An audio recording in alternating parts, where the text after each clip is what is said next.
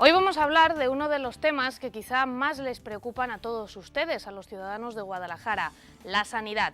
Mucho hablamos por parte de los medios de comunicación y también por los grupos políticos de cómo está o cómo deja de estar la situación tanto en el hospital universitario como en el resto de la sanidad, porque cuando vamos a un centro hospitalario o cuando vamos a un centro de salud no vamos precisamente en muy buenas condiciones y queremos que la atención sea la correcta y la adecuada. Hoy, a lo largo del debate, esta noche, vamos a analizar cuáles son los problemas de la sanidad, si es que tiene problemas en Guadalajara y en Castilla-La Mancha. Para ello nos acompañan miembros y también colaboradores de la Plataforma de la Sanidad Pública en Guadalajara. No se muevan porque en un instante arranca el debate.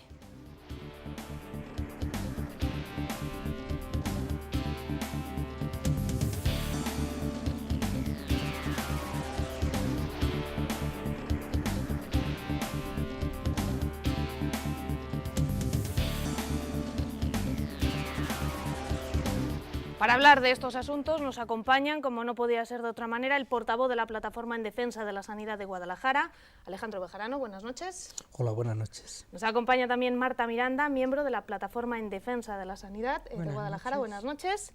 Y en el otro lado, María Antonia Pérez León, secretaria de la Comisión Sectorial de Sanidad del Partido Socialista. Buenas noches. Muy buenas noches. Y Serafín Tallón, médico especializado del hospital y miembro de la plataforma, por un lado, y por otro lado, delegado local de UPyD en Cabanillas del Campo. Buenas noches. Pues en primer lugar, y antes de entrar en materia y de contarles con mayor profundidad de lo que ya les hemos hablado a lo largo de los informativos de esta semana, queremos que Alejandro nos explique qué es la plataforma, cuándo surge y quién la forma.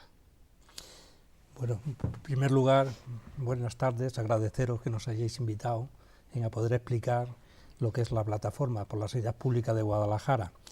El origen de la plataforma está fundamentalmente en el tema del cierre, el intento de cierre de las urgencias, ¿no? Hubo una movilización muy grande en casi todos los pueblos de Piós a la que le afectaba el tema del cierre de las urgencias. Consecuencia de aquello se acabó en una serie de acciones como fue el encierro en el hospital y luego una manifestación que yo creo que ha sido de las más masivas que ha habido en Guadalajara. Y entonces vimos alguna gente que estábamos allí que luchando por el tema de las urgencias, vimos la posibilidad de que ese movimiento pues no acabara con la victoria para que no se cerraran las urgencias, ¿no? Y entonces decidimos convocar a las distintas plataformas o entidades ciudadanas, sindicatos, partidos políticos que habían estado trabajando sobre todo en configurar aquella manifestación, ¿no? Y en una reunión que fue creo que por el mes de febrero o marzo así de hace un año, pues acordamos constituirnos en una plataforma por la sanidad pública para defender lo que entendíamos nosotros que es uno de los mayores logros que tienen los ciudadanos de este país, que es el sistema sanitario público, universal y gratuito. Y digo lo de gratuito, aunque la gente tiene que saber que la sanidad no es gratuita, que es que la pagamos todos con nuestros impuestos. En esa primera reunión se decidió constituirnos en plataforma y la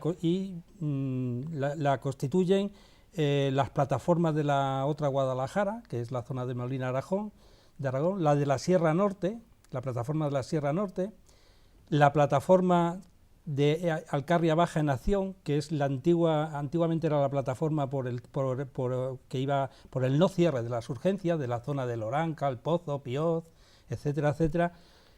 Todos los sindicatos con representación en la sanidad, fundamentalmente UGT, el sindicato de funcionarios, CSIS, SASET, el de enfermeras, está también el sindicato de celadores, y bueno, hasta ahora hemos invitado a comisiones, no ha venido nunca, pero no es porque no quiera participar, sencillamente porque siempre ha tenido problemas para poder mandar a alguien, etcétera, etcétera, ¿no?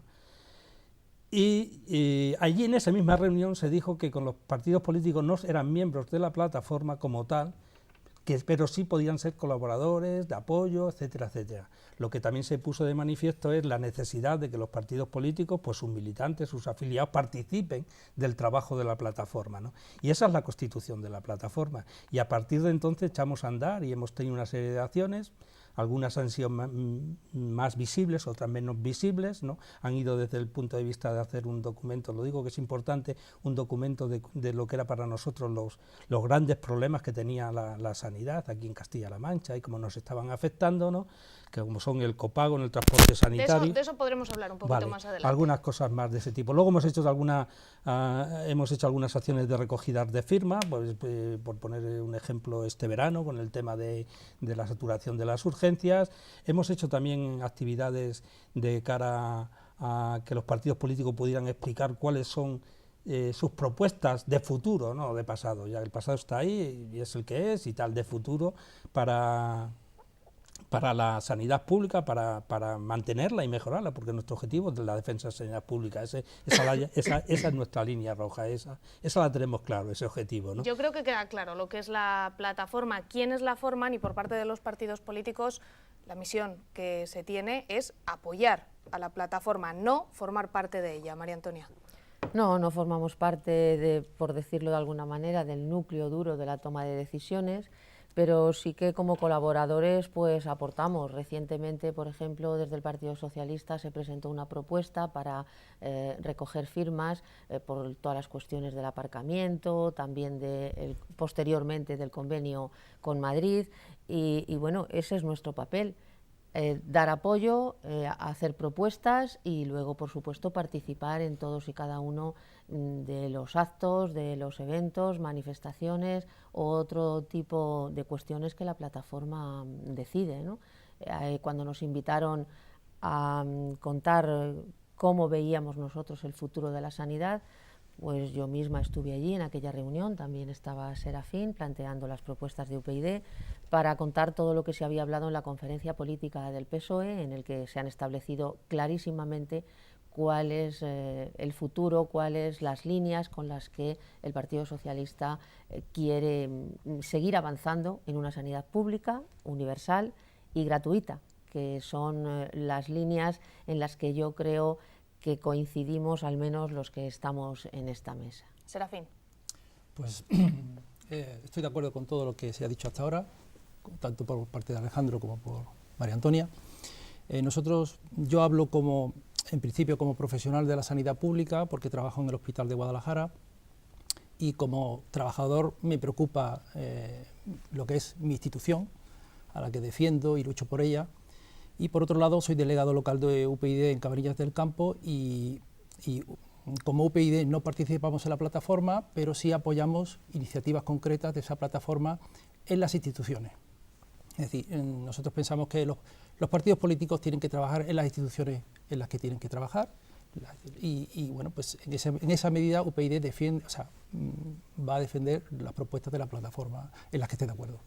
Hay que decir, llegados a este punto y antes de continuar con todos los temas que vamos a poner encima de la mesa, que Izquierda Unida también ha estado invitado a este programa de debate, como siempre, pero en este caso han querido que les disculpemos porque no han podido acompañarnos, les ha sido imposible porque están celebrando una reunión interna de partido. También ha sido invitado a esta mesa el Partido Popular, quien ha declinado acompañarnos esta noche para debatir y analizar los distintos asuntos en materia sanitaria que van a salir encima de la mesa. ¿Cuál es el estado, por empezar a entrar en materia de la sanidad, ahora mismo que hay en Guadalajara? Marta. Bueno, el estado, yo como usuaria vería de diferente manera los problemas que hay a nivel rural, los pueblos, con los problemas que hay en las ambulancias, con el transporte y luego a nivel hospitalario, con la saturación de las urgencias, el cierre de camas, el despido de trabajadores, son dos cosas diferentes. Entonces, entre los problemas rurales, pues es muy difícil explicarle a la gente normal y corriente, a las personas normales, que tienen que esperar la ambulancia muchísimo más tiempo, o que viene la ambulancia sin médico, o que viene sin enfermero, o que llegan a urgencias y tienen que estar esperando porque no hay camas, no hay boxes para poderlos ingresar, los que están en los boxes no pueden subir a las habitaciones porque hay camas cerradas. Entonces todos esos problemas, como los médicos te atienden bien, Tú eres usuario y tú vas y el médico te atiende estupendamente y la enfermera te atiende estupendamente. Los usuarios no se dan cuenta del problema. Bueno, sí se van dando cuenta porque el problema ya es muy gordo. Pero como el médico te atiende y la enfermera te atiende y pues como que lo llevan mejor. Pero la realidad es que hay un montón de problemas, muchos problemas, que es difícil de explicarles a las personas. ¿Es más difícil la situación de la sanidad en los pueblos, María Antonia? Bueno, es diferente. Quizás yo, como decía antes Serafín, él es profesional del hospital. Yo, aunque ahora no estoy trabajando en la asistencia sanitaria, pero soy profesional de atención primaria y, por tanto, quizás conozco más eso, a pesar de que también conozco el hospital, ¿no? Es diferente, es muy distinto. Lo que ocurre es que, bueno, en el hospital hay un gran soporte en el sentido de que hay muchas más personas, mucha más tecnología, muchos más recursos concentrados pues en una superficie. En los centros de primaria, pues claro, hay casi 30 en toda la provincia, algunos muy pequeños porque tienen gran superficie a la que atender, pero muy poca población. Y ahí se nota muchísimo cuando un recurso no se sustituye. Por ejemplo, ayer mismo me contaba la alcaldesa de Alustante que había presentado una reclamación al gerente porque llevan una semana que su médico está de baja, no han puesto a nadie y entonces lo que ocurre es que hay algunos días que el profesional del centro de Molina llega a lo mejor a las 5 o las 7 de la tarde. Nadie sabe cuándo va a ir, porque ellos tampoco saben cuándo se van a poder organizar. Es decir, que a pesar del sobreesfuerzo que los profesionales ponen para poder atender, pues claro, no llegan. Y ahí se nota mucho más, porque hay mucha distancia, aunque pocos pacientes, pero mucha distancia. Y desde luego, siguiendo lo que decía Marta, quizás la mayor agresión de todas las que se han ido produciendo, más allá del cierre de camas, por ejemplo, que es muy importante porque luego en cascada genera otros problemas, pues es lo que se pretendió hacer con el cierre de urgencias, que solamente se pudo parar porque los juzgados dijeron que eso no era posible, porque nuestra Constitución no lo permitía, ¿no? Y luego porque el 80% de los problemas, como mínimo, se atienden y se resuelven en el mundo rural, en la atención primaria. Por tanto, todo lo que afecta a la atención primaria tiene una repercusión muy importante. ¿Qué pasa? Que lo que afecta al hospital es en menos cantidad de pacientes, pero sin embargo en procesos mucho más complejos, mucho más graves. Por tanto, tanto monta tanto. Son dos espacios que están intercomunicados y que los dos tienen una importancia crucial para que al final el enfermo se sienta atendido tanto cuando tiene un control de una hipertensión como cuando tiene un infarto o como cuando tiene que estar ingresado en cuidados intensivos. Son imprescindiblemente los dos tienen que funcionar. Yo en este tema creo que es muy importante, ¿no? El tema, porque yo tengo la impresión, y es una impresión, que a veces medidas de gestión que se están aplicando desde el gobierno de la Junta de Castilla-La Mancha, pues son medidas como si se aplicaran, como si todas las comunidades autónomas fueran uniformes. Y yo diría además, como si estas medidas de gestión pudieran ser buenas para Madrid, pero es que Madrid no tiene nada que ver con Guadalajara. Es decir, el querer cerrar los puntos de urgencia, de atención continuada, eso para los vecinos, para los que vivimos en los pueblos, que hay que tener en cuenta que la gran población de Guadalajara es casi toda rural y además que tiene una gran superficie y que está muy largo del hospital. Hay gente que tarda 2 horas en llegar al hospital, pero vamos, 1 hora, etcétera, etcétera. Son gente mayor, en la mayoría de los casos, sobre todo además la gente mayor lo que más se pone enferma. Quitarle las urgencias para ellos era como quitarle la vida, era ¿a dónde? Si me pongo yo malo, ¿dónde voy? O sea, ¿cómo le explicas a una persona que mayor, que mira, que es que va ahí un helicóptero, o que va ahí una ambulancia, o no sé qué historias, que no sé qué, mire usted, que yo lo que quiero es ir al médico, y el médico muchas veces al final lo acaba mandando al hospital, pero el médico muchas veces ya no es un problema que le cure físicamente, pero le da esa confianza que le da al médico, que la tranquiliza, porque es una persona mayor, etcétera, etcétera, ¿no? Los médicos en los pueblos muchas En veces los pueblos son rurales son, sí. Y eso es así. Y luego además ahora uno de los recortes se está notando, por ejemplo, cuando un médico se pone enfermo, cuando un médico está de vacaciones, ya no lo sustituyen. Entonces va la gente mayor, de esa de la que estamos hablando, y se encuentra pues eso, que el médico no ha llegado, que resulta que la consulta está abarrotada porque tiene que atender el hombre su trabajo y el del compañero que está de vacaciones. Y claro, eso es complicado, es difícil. Y eso además afecta mucho a lo que es la España rural y Castilla-La Mancha rural y Guadalajara en concreto. Y es que si algo une, si algo le da vida a los pueblos es el colegio y el médico.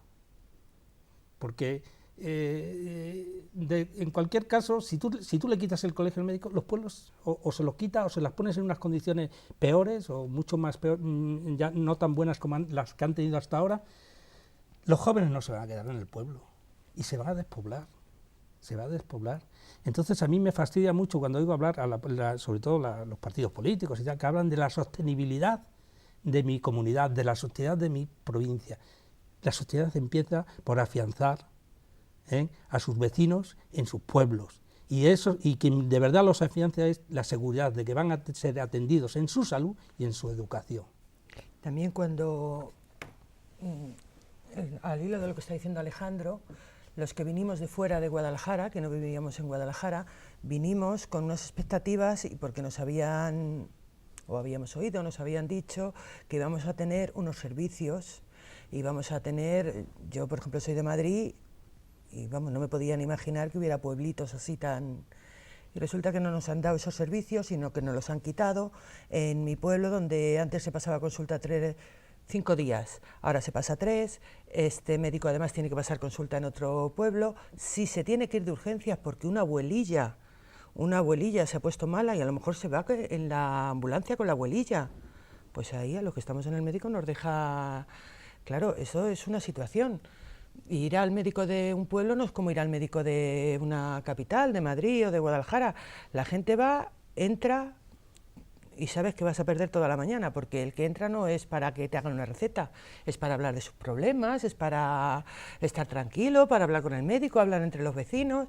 El médico se pone en la ambulancia porque la abuelilla o el abuelillo o quien sea. Todo tiene una urgencia. Pero es que se tiene que ir al hospital con la persona y al resto de los usuarios nos dejan allí esperando a que el médico vuelva. Eso no solo pasa con los médicos, ha pasado con muchas más cosas, que cuando hemos venido a Guadalajara nos hemos encontrado con que nos han recortado la mayoría de los servicios que nos habían prometido. Y sí, donde yo vivo, sí se está despoblando de gente que ha venido nueva de otros lugares, que se están yendo pues porque eso, tienen el instituto de sus hijos a 45 kilómetros, tienen que no hay médico, que... Entonces lo de la despoblación sí está empezando a notarse. Serafín. Yo como trabajador del hospital pues desconozco más la situación a nivel rural. Sí puedo decir, porque he trabajado en atención primaria aquí en Guadalajara, que bueno, pues también hay en los centros de salud muchos problemas a la hora de sustituir a las personas que están de baja y entonces que hay una sobrecarga asistencial muy grande, tanto para los médicos como enfermeras, como auxiliares, como todos los que son trabajadores de la sanidad. Yo también soy de la opinión de que cuando tú de alguna manera penalizas una cosa, sobrecargas otra. Me explico. Cuando tú pones un copago en primaria, saturas las urgencias.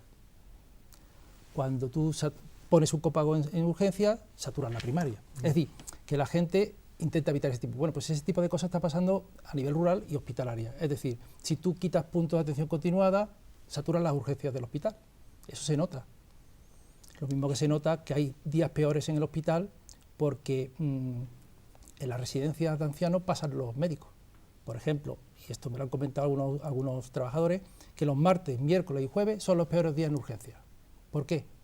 Pues porque esos días suelen pasar los médicos en las residencias de ancianos, muchas veces encuentran patologías que hay que derivar, y los derivan esos días al hospital. Y son los días que más embotellamiento hay, los martes, los miércoles y los jueves. Es decir, pues ese es el problema. Si tú quitas puntos de atención continuada a nivel rural, vas a saturar las urgencias del hospital.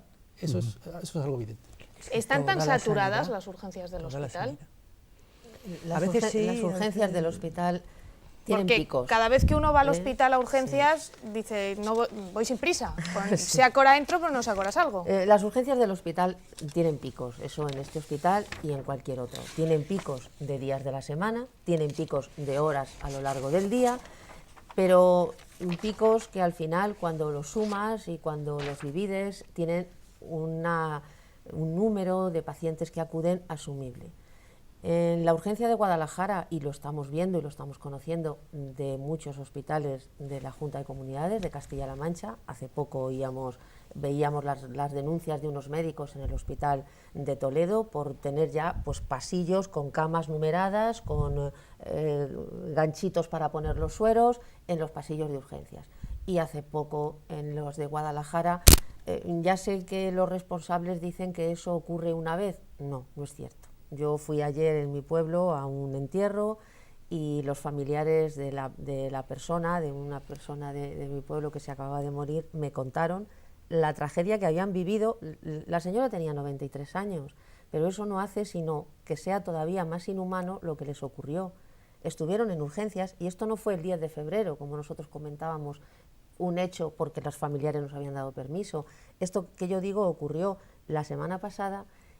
Y esa señora ingresó en urgencias a las 10:23 de la tarde de un día y estuvo en la camilla del BOS de urgencias, que puede que muchos de los que nos estén viendo hayan pasado por urgencias y sepan cómo es una camilla del BOS de urgencias, hasta el día siguiente, a las 5 de la tarde, 19 horas, hasta que la subieron a la hospitalización.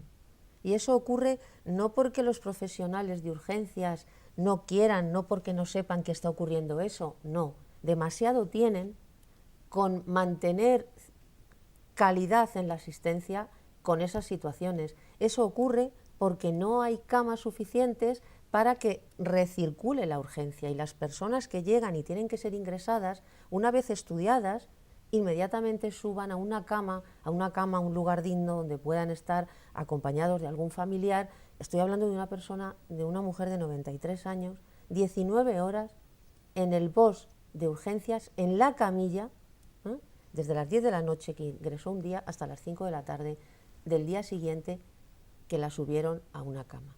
Mientras que está una planta casi cerrada, porque la 9ª planta tenía un ala cerrada, la otra con unas camas, pero por lo que sé, entre ayer y hoy están ya cerrando las camas. Quedaban muy poquitas la 9ª A y la 7ª estaba cerrada, la 7ª al 50%, y la 9ª B era la que estaba abierta ayer al 50%, y la idea era cerrarla este fin de semana. Esta era la idea, cerrarla este fin de semana, la 9ª B. Claro, eso, como muy bien ha explicado Serafín, tiene sus efectos secundarios, porque es que todo el proceso asistencial, desde la enfermera, el médico que atiende en primaria, hasta el último escalafón, que podríamos decir que es cuidados intensivos en el hospital, está íntimamente unido.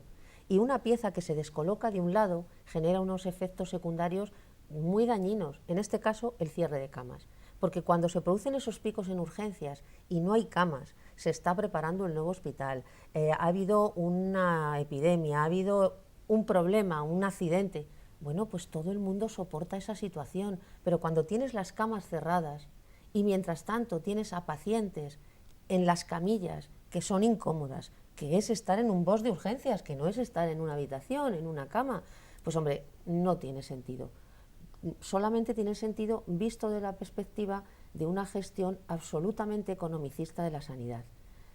Y tiene su sentido cuando vemos que el presupuesto con el que se cerró el año 2010 definitivamente el capítulo de sanidad y el presupuesto inicial con que se ha abierto en 2014, hay una diferencia de 885 millones de euros, lo que significa un 27% menos que se dedica este año 2014 que en el 2010 a sanidad, y lo que significa que hay casi un 13 o un 14% menos de gasto, que es una inversión de dinero que se dedica por persona, por castellano-manchego, a la sanidad. Claro, eso tiene que generar algún problema y los está generando. Y quiero insistir en una cosa que creo que lo estamos todos de acuerdo y cada uno lo hemos comentado de una manera. Gracias a los profesionales que están aguantando estoicamente carros y carretas, que están intentando con mucho esfuerzo personal. Hablas con enfermeras, con auxiliares que llegan a casa porque tienen más trabajo físico, por decirlo de alguna manera, ¿no? Que no pueden más, servicios que están absolutamente colapsados. El trabajo de los profesionales, yo creo que del ámbito sanitario de Guadalajara, de Castilla-La Mancha y de todo el país, está fuera de toda duda. Claro, pero es que sabes, fuera de todo debate, ¿sabes cuántos menos hay? ¿Cuántos menos hay? Ahora mismo, aproximadamente unos 3.300 menos que en el año 2011. Y al cierre de este año, según los presupuestos, está pensado otros 400, entre jubilaciones, interinidades que se cierran, etcétera. Es decir, que al final de este año estamos hablando de unos casi 4.000 trabajadores menos, que si lo trasladamos a Guadalajara, desde luego no menos de 350. Esas son muchas personas, muchas manos y muchos ojos trabajando por la sanidad, por la vida de las personas. Alejandro. Yo en este tema de las urgencias, nosotros además lo hemos vivido directamente con una acción que hicimos en el verano, porque fue cuando, digamos, el punto más álgido de la saturación de las urgencias, ¿no? Pero claro, cuando uno va allí y habla con la gente, nosotros recogimos allí 1.800 firmas. Fueron firmas que yo creo que la que menos costó un minuto. Hubo gente que estuvo un cuarto de hora explicándonos sus problemas.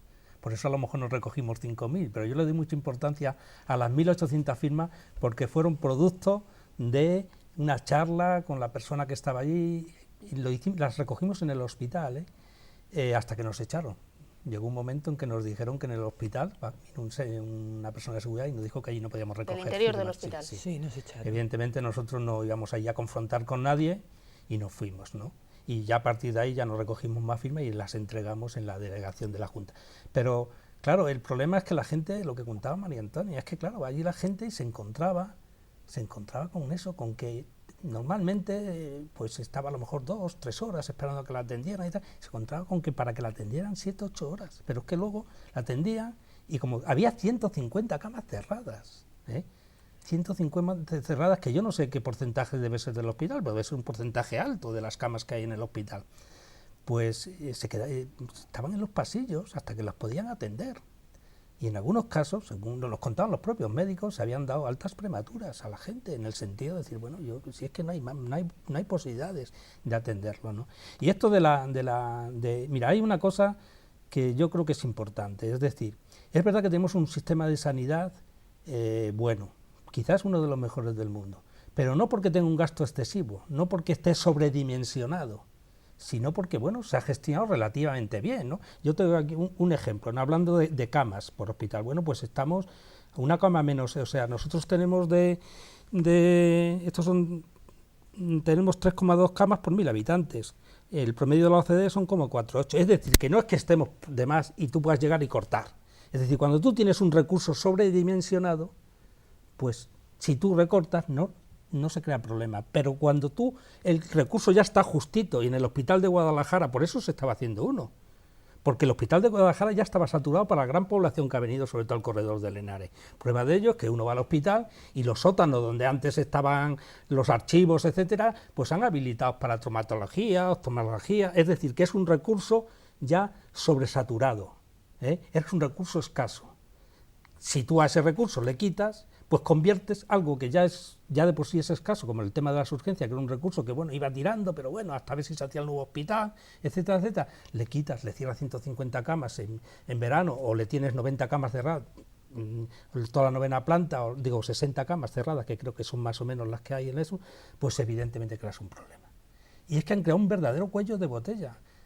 Yo esto nos lo explicaban los conductores de la ambulancia, es decir, han llegado con un enfermo en una camilla y han tenido que tener 4 horas al enfermo en la camilla de la ambulancia porque no había un sitio para para poderlo dejar. No había ni pasillo. Y claro, y no había porque se había convertido en un cuello de botella, porque la salida normal de la gente que tiene que ser ingresada, pues no había capacidad, porque las camas estaban cerradas. Esto es así, ¿me entiende? Entonces, si ya un recurso, que ya es un recurso que está justito, si además le pegamos un recorte, eso. Y claro, aquí el problema, yo hablaba un poco de antes del tema de cómo se gestionan las cosas. Mira, el problema de esto es que aquí había que reducir el déficit y han decidido a recortar, sin estudiar, sin una diagnosis de cuál es el problema, de dónde está eso, porque a lo mejor habrá que recortar, pero allí donde se pueda, pero en otros sitios no se puede recortar. Luego se toman medidas de reducción de personal, pues sin más, o sea, ha habido una reducción brutal de personal, no se puede reducir así. Y luego hay otra medida que también la quiero poner aquí encima de la mesa, porque también tiene que ver mucho con el modelo de sanidad al que nos están llevando. Enseguida vas a poner esa medida encima de la mesa, pero esto es televisión y tenemos que hacer una pequeñísima pausa publicitaria. Nos vamos unos minutitos a publicidad y enseguida volvemos y seguimos escuchando a Alejandro y al resto de las personas que nos han querido acompañar esta noche para hablar de los problemas que tiene la sanidad en Guadalajara. No se vayan hasta ahora.